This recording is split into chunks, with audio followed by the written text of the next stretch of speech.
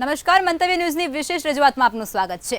ગુજરાતના નાણામંત્રી કનુભાઈ દેસાઈએ ભૂપેન્દ્ર પટેલ સરકારના બીજા કાર્યકાળનું બીજું બજેટ નાણાકીય વર્ષ 2024-25 માટેનું રજૂ કર્યું છે, જે અત્યાર સુધીનું સૌથી મોટું બજેટ હોવાનું કહેવાય છે, જેમાં 5G ગુજરાતમાં આપણી ભાવિ પેઢી પોષણક્ષમ હોય, સ્વસ્થ હોય, તેમાંય માતાઓ અને બાળકોના સંગીન સ્વાસ્થ્યને અગ્રતા આપતા સુપોષિત ગુજરાત મિશન જાહેર કર્યું છે।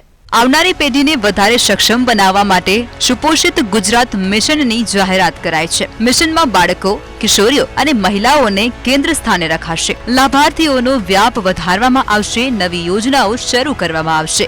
લાભાર્થીઓને મળતી સહાયમાં નોંધપાત્ર વધારો કરી દરેક આયુ વર્ગના બાળકો અને મહિલાઓ માટે યોજનાકીય માળખું વધારે સુદૃઢ બનાવાશે। સ્વસ્થ, સમૃદ્ધ અને વિકસિત ગુજરાત એક્ટ 2047માં કિશોરીઓની ભૂમિકા મહત્વની છે।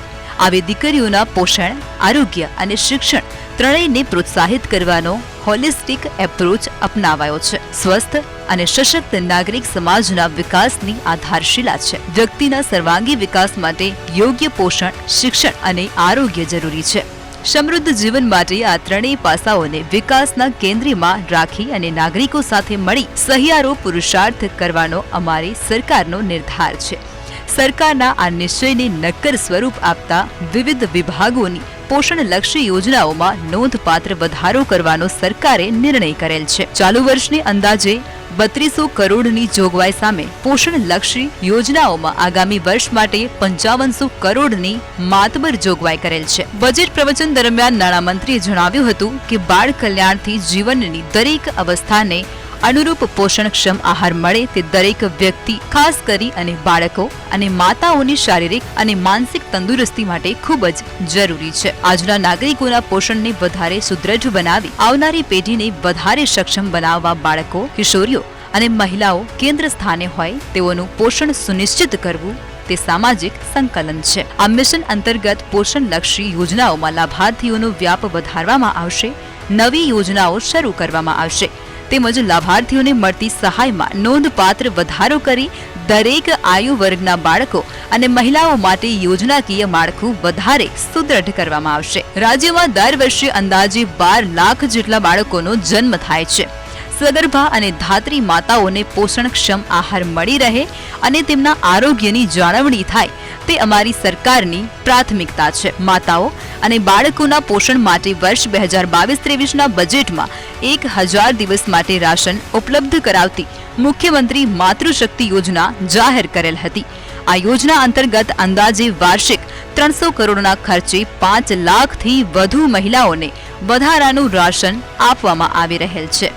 સગર્ભા અને ધાત્રી માતાઓના પોષણને વધારે સુદૃઢ કરી તેમને સક્ષમ બનાવવા નમોશ્રી યોજના અંતર્ગત SC, ST, NFSA, PMJFY સહિતના 11 જેટલા માપદંડોમાં આવતી સગર્ભા બહેનોને 12,000ની સહાય આપવામાં આવશે।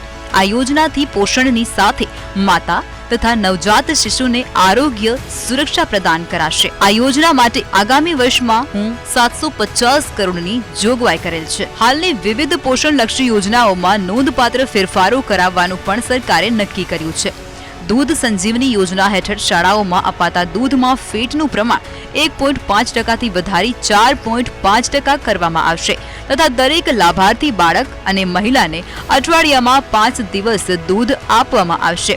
PM પોષણ યોજના અંતર્ગત શાકભાજી, મરી મસાલા તેમજ ગોળ વગેરે માટે અપાતી વિદ્યાર્થી દીઠ સહાયમાં પણ 60% જેટલો વધારો કરવાની જાહેરાત કરી છે। PM પોષણ યોજના અંતર્ગત ચાલતી મધ્યાહન ભોજન યોજનામાં પણ ભોજનની ગુણવત્તા વધારવા વિવિધ સ્વૈચ્છિક સંસ્થાઓના સહયોગથી ચાલુ કરેલ વ્યવસ્થાના સારા પરિણામો મળેલ છે। આ વ્યવસ્થાને આગળ વધારવા 78 આદિજાતિ અને પછાત તાલુકાઓમાં સેન્ટ્રલાઇઝ કિચનનું આયોજન કરવામાં આવેલ છે।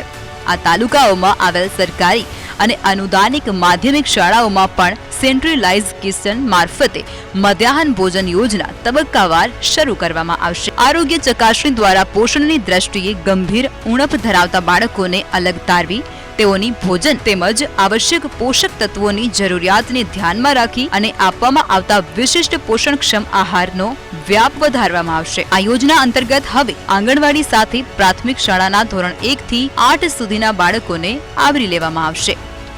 3 થી 5 વર્ષના બાળકો માટે આંગણવાડીઓમાં પૂર્વ પ્રાથમિક શિક્ષણ ઉપરાંત પોષણક્ષમ આહાર આપવામાં આવે છે. આંગણવાડીઓને વધારે કાર્યક્ષમ બનાવવા હાલની વ્યવસ્થામાં નોંધપાત્ર ફેરફાર સાથેની 1800 કરોડના ખર્ચે અમલી બનનાર આંગણવાડી 2.0 ની યોજનાની હું જાહેરાત કરું છું. આ યોજના અંતર્ગત આગામી 3 વર્ષમાં અદ્યતન ટેકનોલોજી સાથે 8000 નવી આંગણવાડીઓનું નિર્માણ કરવામાં આવશે અને 20000 આંગણવાડીઓને આઈટી કનેક્ટિવિટી પૂરી પાડી સ્માર્ટ આંગણવાડી બનાવવામાં આવશે. સેન્ટ્રલ રિસોર્સ સેન્ટર ઊભું કરી અને પ્રી પ્રાઇમરી લર્નિંગને નવતર શિક્ષણ સામગ્રી મારફત વધારે રસપ્રદ બનાવવામાં આવશે. રાજ્યના બાળકોમાં એનેમિયા અને કુપોષણની ખામીના નિરાકરણ માટે ભારત સરકાર દ્વારા ચોખાનું ફોર્ટિફિકેશન અને જાહેર વિતરણ વ્યવસ્થા હેઠળ તેના વિતરણ માટે પાયોલોટ પ્રોજેક્ટ માટે મંજૂરી મળેલ છે, જેની એપ્રિલ 2022 થી સમગ્ર રાજ્યમાં અમલીકરણ કરવામાં આવશે.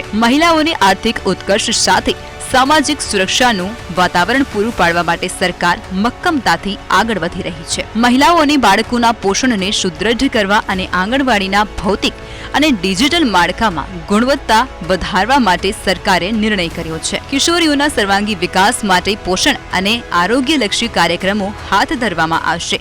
મંતવ્ય ન્યૂઝની વિશેષ રજૂઆતમાં બસ આટલું જ. નમસ્કાર.